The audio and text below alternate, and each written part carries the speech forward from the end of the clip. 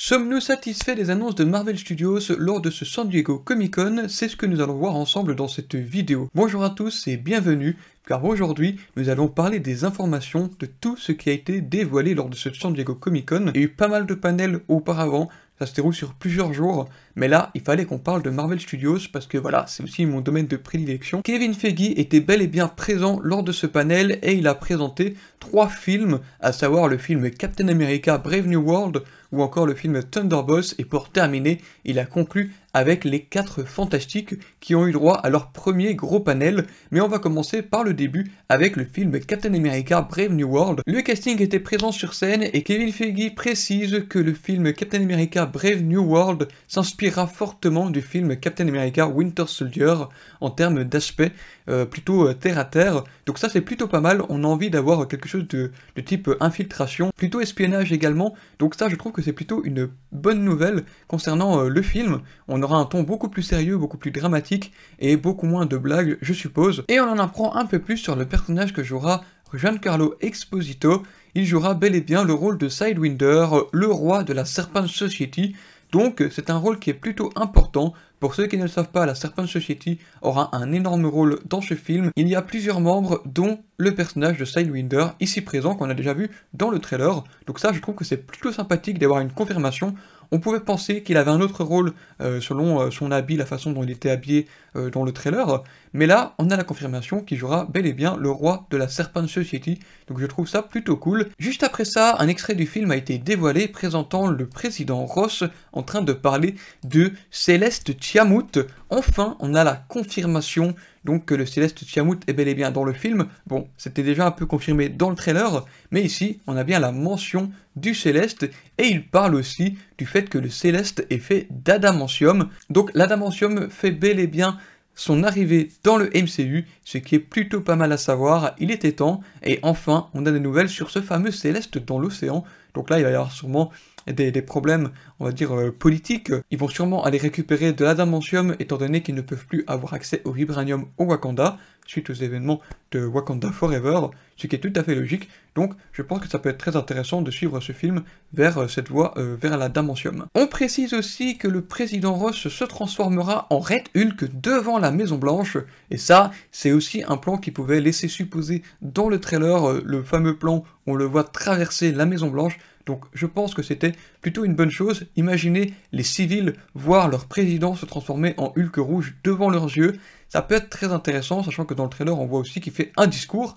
Donc ça va être plutôt cool. Et d'ailleurs, une fois que Harrison Ford est arrivé sur scène, il a fait une petite imitation du Red Hulk. Donc voilà, c'est assez comique à voir, de voir un papy de 80 ans imiter le Hulk rouge. Je n'aurais jamais cru voir ça un jour de ma vie. Mais au final, le voici, et voilà, c'est plutôt drôle à voir. On passe au prochain panel qui concerne le film Thunderbolts, panel durant lequel toute l'équipe des Thunderbolts était sur la scène, et donc toutes ces équipes, on a pu voir Red Guardian, son nouveau costume, voilà, David Harbour, l'Arbor, et je trouve personnellement que le costume est pas terrible comparé à ce qu'il avait déjà dans le film Black Widow. Celui-ci a l'air beaucoup plus vraiment armure en fait, donc ça c'est un peu dommage. Mais voilà, peut-être que ça rendra mieux dans le film. Rappelez-vous, on avait eu aussi le personnage du maître de l'évolution dévoilé il y a 2 ans lors de la Comic-Con. Son costume, il avait pas l'air terrible en réalité, mais dans le film, ça rendait beaucoup mieux.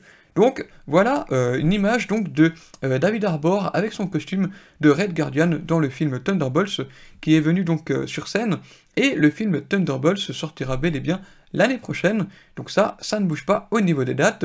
Et pour préciser aussi, le film Captain America Brave New World sortira, lui, le 14 février 2025 dans nos salles, donc ça arrive à grands pas, et l'année prochaine risque d'être remplie de films du MCU et ainsi que de ses séries, parce que maintenant, on peut passer aux 4 fantastiques. Cette équipe a eu droit à un panel beaucoup plus important que les autres, puisque, voilà, c'est tout nouveau, il faut présenter l'équipe, et il faut bien évidemment préciser que cette équipe aura une importance majeure pour l'avenir, puisqu'on précise d'emblée que les 4 fantastiques feront partie, donc, non seulement de leur propre film, mais aussi des 2 prochains films Avengers, donc, autant vous dire qu'on verra les 4 fantastiques au cinéma 3 fois en 3 années.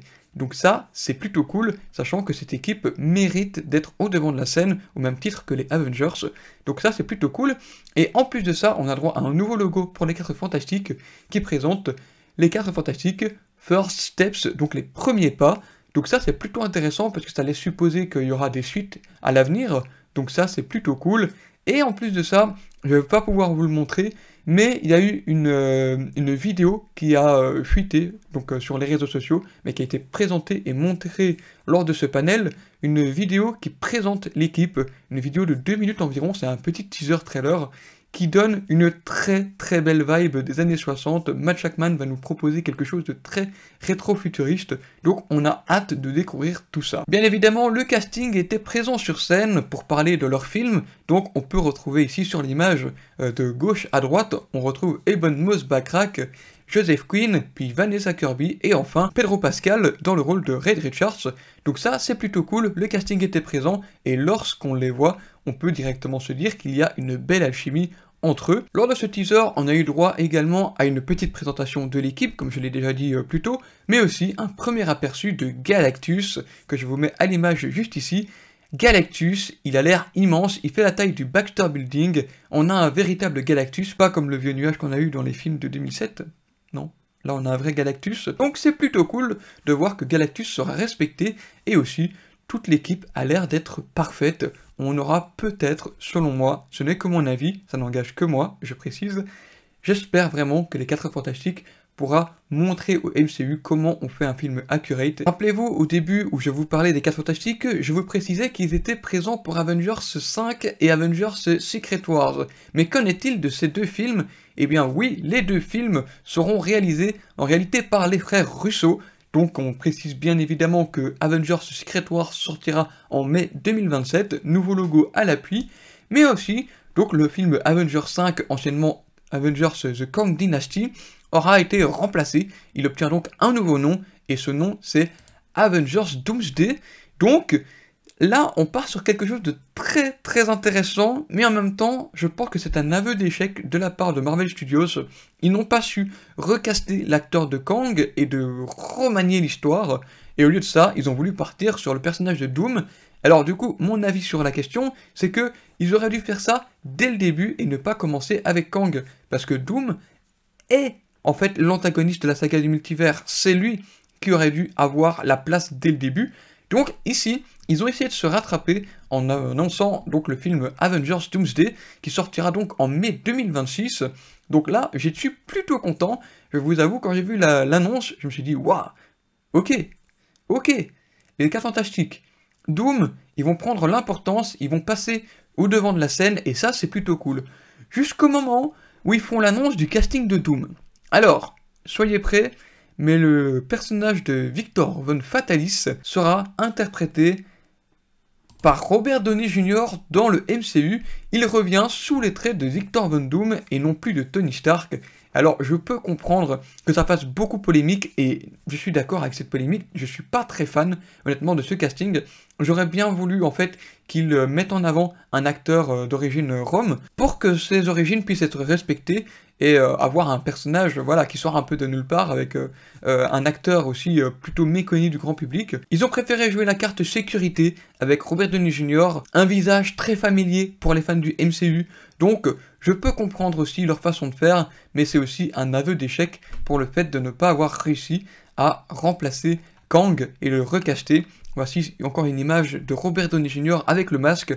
Je vous avoue, il a quand même la classe, mais j'aurais voulu quelqu'un d'autre pour le rôle. Mais malgré tout, je suis sûr qu'il va faire un excellent taf, mais ça va être bizarre de retrouver Robert Downey Jr. dans le MCU, parce que pour nous, c'est tous Tony Stark, mais voilà. On va le retrouver en tant que Fatalis. Voilà, grosso modo, c'est à peu près tout pour les annonces de ce Comic-Con de San Diego. N'hésitez pas à mettre un commentaire sur votre ressenti sur le casting de Doom, ou encore votre ressenti sur les panels en général. N'hésitez pas non plus à vous abonner en cliquant sur le bouton juste en dessous de la vidéo, et aussi activer la cloche pour ne manquer aucune autre de mes prochaines vidéos. N'oubliez pas non plus de mettre un petit pouce bleu, ça fait toujours plaisir, et il ne me reste plus qu'une dernière chose à vous dire, c'est à la prochaine pour de nouvelles vidéos. À très vite.